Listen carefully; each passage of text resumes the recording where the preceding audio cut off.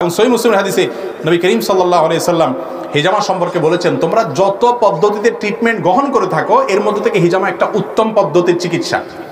এবং নবী সাল্লাল্লাহু আলাইহি সাল্লাম নিজে হিজামা গ্রহণ করেছেন, সিঙ্গা নিয়েছেন। বিধায় শরীরে এই দূষিত রক্ত এগুলো বের করার মাধ্যমে হিজামা ট্রিটমেন্ট করাটা সুন্নাহ।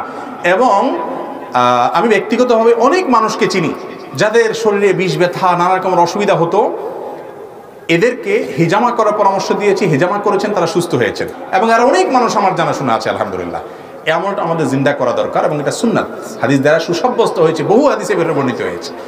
এবং এই ক্ষেত্রে বিশেষ করে যাদের জাদুগ্রস্ত, জাদুর কারণে শরীরে অনেক সময় দূষিত রক্ত হয়ে যায়, দুষ্ট জিন শয়তানের প্রভাবে অনেক সময় হয়, এগুলো হিজামার মাধ্যমে যখন বের করে ফেলা হয় মানুষ সুস্থ ফিল করে।